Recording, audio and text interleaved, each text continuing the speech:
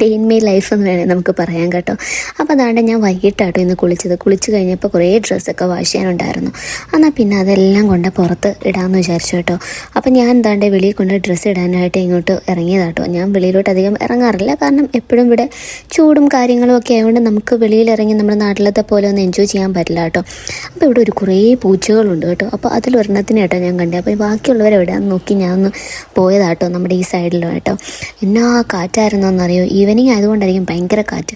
പിന്നെ ഇവിടെ കുറച്ച് ചെടികളും കാര്യങ്ങളൊക്കെ ഉണ്ട് കേട്ടോ, കറ്റാർ വാഴയും കാര്യങ്ങളൊക്കെ. പിന്നെ അത് കഴിഞ്ഞപ്പോൾ ഞാൻ വിചാരിച്ചു വേസ്റ്റ് കളയാനുണ്ട്, അപ്പോൾ പിന്നെ അതും കൂടി കളഞ്ഞിട്ട് വന്നിട്ടാവാം. അപ്പോൾ ഞാൻ വേറൊരു പൂച്ചേനെയും കൂടി കണ്ടു കേട്ടോ.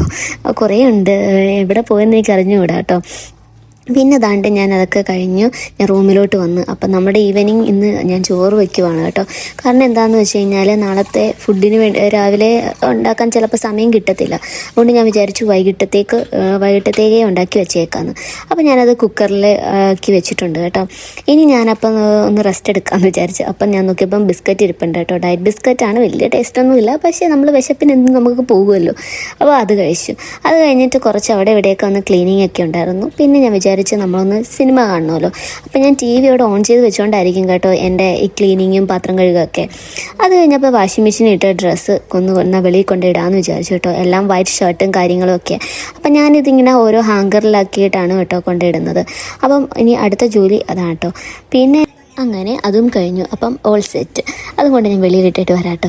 അത് കഴിഞ്ഞിട്ട് വന്നപ്പോഴത്തേക്ക് എൻ്റെ ഹസ്ബൻഡാണെങ്കിൽ പുറത്ത് പോയിട്ട് വന്നപ്പോഴത്തേക്ക് സ്നാക്സ് വാങ്ങിച്ചുകൊണ്ട് വന്നു. അതും കഴിച്ചു.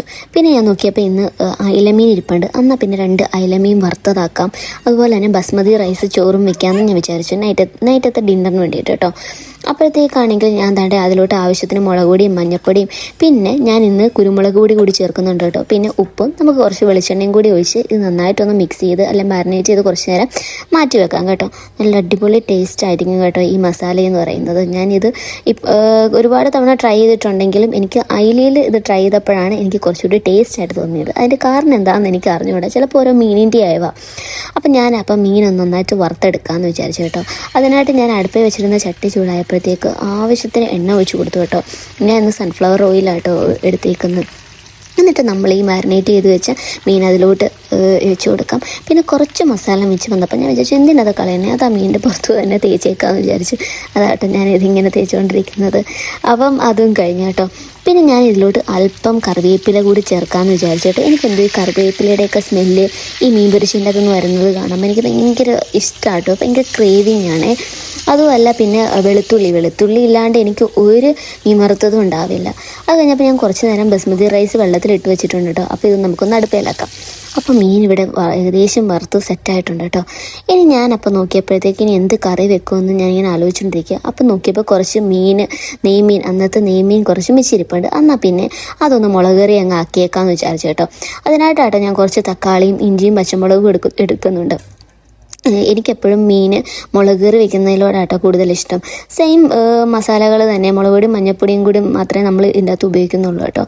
എന്തോ ആ ഒരു കോമ്പിനേഷൻ ടേസ്റ്റ് എന്തോ ഭയങ്കര ഒരു ഇഷ്ടമാണ് കേട്ടോ അതിനോട്. എന്താ കാര്യമൊന്നും എനിക്ക് അറിഞ്ഞുകൂടാ. ചിലപ്പം നമുക്കൊരു ടേസ്റ്റ് പിടിച്ചു കഴിഞ്ഞാൽ പിന്നെ എപ്പോഴും നമുക്ക് അത് കഴിക്കാനുള്ള ഒരു കൊതി ആയിരിക്കാം. അപ്പം ഞാൻ അത് അരിഞ്ഞ് സെറ്റാക്കി എടുത്തിട്ടുണ്ട് കേട്ടോ. അപ്പോഴാണ് നമ്മുടെ അടുപ്പിരുന്ന ചട്ടി ചൂടായത്. എന്നാൽ പിന്നെ അതിലോട്ട് ആവശ്യത്തിന് നമുക്ക് എണ്ണ ഒഴിച്ച് കൊടുക്കണമല്ലോ. എണ്ണ ചൂടായതിന് ശേഷം ഞാൻ കടുകും ഉലുവയും കൂടി ഇതിലോട്ട് ചേർക്കുന്നുണ്ട് കേട്ടോ. പിന്നെ നമ്മൾ അരിഞ്ഞു വെച്ചിരിക്കുന്ന തക്കാളിയും പച്ചമുളകും ഇഞ്ചിയും കുറച്ച് കറിവേപ്പിലയും കൂടി അതിലോട്ട് ഇട്ട് നമുക്ക് നന്നായിട്ടൊന്ന് വാടുന്നവരെ വെയിറ്റ് ചെയ്യാം. അപ്പോൾ വേറൊരു പാത്രത്തിൽ ഞാൻ മുളക് പൊടിയും മഞ്ഞൾപ്പൊടിയും കൂടി ചേർത്ത് അത് നമുക്ക് നന്നായിട്ട് വെള്ളം ഒഴിച്ചൊന്ന് മിക്സ് ചെയ്തെടുക്കാം കേട്ടോ. അപ്പോൾ സെയിം നമ്മൾ ഇതിനു മുമ്പ് ഞാൻ ഇതേ മിക്സ് തന്നെയാണ് കേട്ടോ ഉപയോഗിച്ചത്. അപ്പം ഇത് നമുക്ക് നല്ലൊരു പേസ്റ്റ് രൂപത്തിലാക്കി അത് നമുക്ക് ഈ ഇൻഗ്രീഡിയൻസ് മൂത്ത് കഴിയുമ്പോൾ അതിലോട്ട് ഇട്ട് കൊടുക്കാവേ. അപ്പോൾ ഞാൻ ഇതിലോട്ട് അത് ആഡ് ചെയ്ത് കൊടുക്കുവാണ് കേട്ടോ. എന്നിട്ട് കുറച്ച് നേരം നമുക്കതൊന്ന് ഇളക്കി കൊടുത്ത് ഇതിൻ്റെ പച്ചമണമൊക്കെ മാറുന്ന വരെ നമുക്കൊന്ന് ഇളക്കി കൊടുക്കാം കേട്ടോ. അപ്പോൾ നല്ല ചീറ്റലും പൊട്ടലും ഒക്കെ വരുന്നുണ്ട് കേട്ടോ.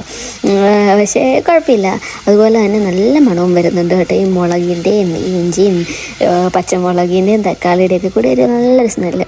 പിന്നെ അതിലോട്ട് നമുക്ക് ആവശ്യത്തിന് വെള്ളം ഒഴിച്ച് കൊടുക്കാം കേട്ടോ. വേകാൻ ആവശ്യത്തിന് വെള്ളം ഞാൻ ഇതിലോട്ട് ആഡ് ചെയ്ത് കൊടുക്കുന്നുണ്ട് കേട്ടോ.